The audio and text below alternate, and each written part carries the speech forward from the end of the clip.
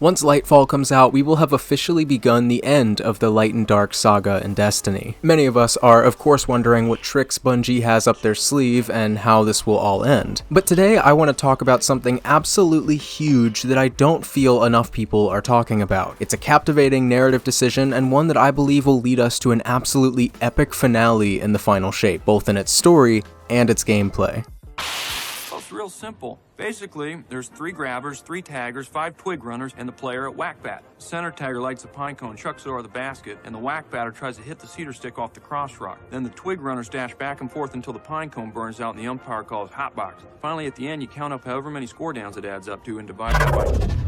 So the narrative thread I want to talk about here is, of course, Caitl, Mithrax, Savathun, our alliances with them, and what this means for the future of the Light and Dark saga, because this could get absolutely crazy really fast. We won't just be talking about lore either. There are so many massive story and gameplay implications here as well that need to be discussed. Now, let me get the miniature elephant in the room out of the way. But wait, Savathun isn't one of our allies. Why are we assuming she will be? I know. This video is being made under the educated guess that Savathun will be resurrected by her ghost Immaru in a future season. And here's why. Her ghost is still out there and is an actual character with a name, voice, and everything. She herself is an adversary of the Witness, i.e. Savathun is on the side of the Traveler. It's widely speculated that we may be getting hive abilities as the next subclass, and a bunch of other lore reasons that I'm not knowledgeable enough to articulate fully. So yeah, I think Savathun is coming back. I may be wrong, but for the sake of this video, I will be assuming that we form some sort of alliance with Savathun.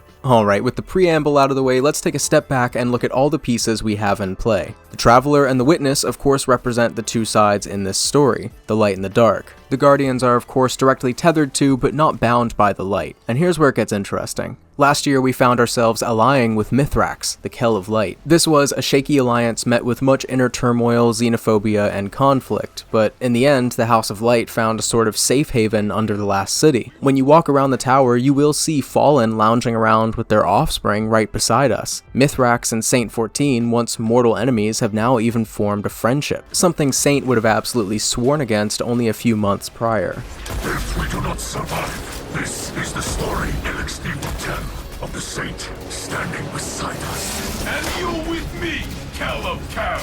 Together, we are enough. Soon after, we also found ourselves in another unstable alliance, this time with Caitl and her cabal. What started as volatile soon turned into a more integrated and, intimate team-up.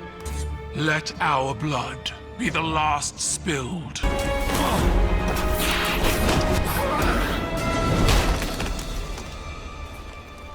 I didn't order this. Though it was through unfortunate circumstances, our own Lord Saladin is now a Valis in Caitl's ranks. Cabal reward bravery in the face of death. I accept. Your life is forfeit. You will serve the rest of your days on my war council as Brachus Forge. When walking around the helm, you'll see Centurions standing on guard alongside our frames, and even down with Crow. Caitl has also been featured quite prominently in the last 2 seasons. It's to the point where I wouldn't be surprised if we got Torabottle as a new destination at some point in the future. Torabottle, for those who don't know, is of course the Cabal's homeworld. The Cabal, whose forces once tried to steal the light and imprison the Traveler in a cage, now cheer for us in the Iron Banner. I just heard a Centurion cheer for you. And yeah, I know, oh well, those were Gaul's cabals, still doesn't take away from it all. Even Saladin, the one always talking shit about the Cabal, Hive, and Fallen, can respect their discipline. I've had my reservations about Caitl and her kin, but their discipline, their loyalty, that is something to be commended. In the Reese Walker Shotgun's lore, a conversation is detailed between Saladin and a Fallen weaponsmith. No, I will not allow a Fallen to fight in the banner. That right is reserved for Guardians alone. But if you insist, I may allow a Guardian to carry a Fallen forged weapon into battle. You are a weaponsmith, are you not? and soon, if you believe it, Savathun may even be joining this alliance. The Hive, once considered our worst enemy, fighting on the side of the Traveler. If Savathun does ally with us, I wouldn't be surprised if Ikora or Eris started spending a lot of time with her. Every race so far has had a sort of connection to the tower, so Mithrax and Saint, Caitl and Saladin, and of course, Savathun and Ikora. Or Eris. When these alliances began, I was sure they would be short-lived or a one-season gimmick of some sort, but they're still here, and I'd say they're more ingrained in our daily affairs than ever. Want to go even deeper? While yes, we only have stasis right now, it's a decently safe bet that we will receive 2 more dark subclasses to match our 3 light subclasses. I have a whole video on this if you want to go check it out, but here's my working theory. Stasis was granted to us on Europa and shown off through Aramis, the fallen Kell of Darkness. More on her in a minute. We are now, of course, allied with Mithrax, Kell of Light. What if the next subclass is Hive Magic, presented to us via Savathun as an ally or Xivu Arath as an enemy? Finally, after this season's narrative and many lines from Eris, I am dead convinced that Nightmare will be the 3rd Darkness subclass. There's just way too many lines about the possibility of Nightmare being used for good to ignore. We're presented Nightmare abilities through Disciple Callus and thus completes the Trinity. Stasis with a link to the Fallen, Vapor with a link to the Hive, and Nightmare with a link to the Cabal. I feel like there's something poetic about our Darkness subclasses representing our newfound alliances with past enemies. And this rabbit hole doesn't stop there. As unlikely as it is, I believe there's even a future where we receive playable Elixni, Hive, or Cabal. Think about it. We already have a Hive equivalent to a Warlock, Hunter, and Titan. While I don't ever see them introducing a 4th Guardian class, I could absolutely see them delving more into the MMO elements and allowing more creative freedom over what kind of Guardian we'd like to be. Human, Exo, Awoken, Cabal, Elixni, Hive, all serving under the Traveler, and maybe even playable, with similar abilities and some slight differences. Is this likely? No.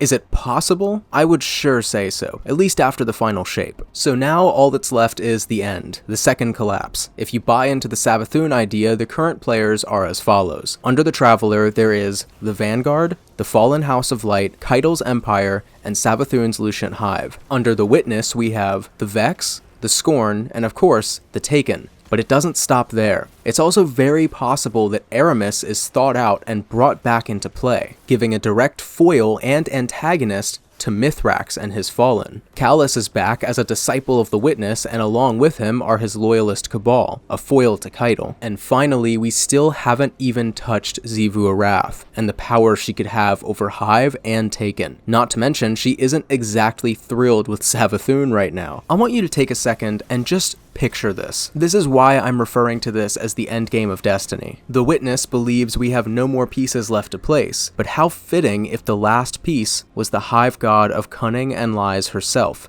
Savathun. This would mark the second collapse along with the final showdown between the light and dark. We're finally going to be confronting the Black Fleet, and yeah, we're outnumbered. But that just makes it all more exciting. You know what, now that I'm looking at this, I don't even think we need a new enemy race. But Bungie really needs to play their cards right, which brings us into the last section of this video. Bungie's execution of Lightfall and the final shape really matters, and I think they know that. They didn't delay them and add the final shape for nothing. If this is to be as crazy as it should, we need to see a literal war. I want to see all the characters here fighting alongside us. This type of conflict can't just have the heavy hitters like Zavala and Ikora involved. I want to see Anna Bray, the Stranger, Saint, Shax, the Drifter, Crow. Imagine what the final mission could look like. Mithrax leading the charge against Aramis, Savathun engaging in a wizardry match against Xivu Arath, Caitl challenging her father, and us against the Witness. God, imagine if this was the raid and there were 4 boss encounters. Aramis, Callus, and Xivu,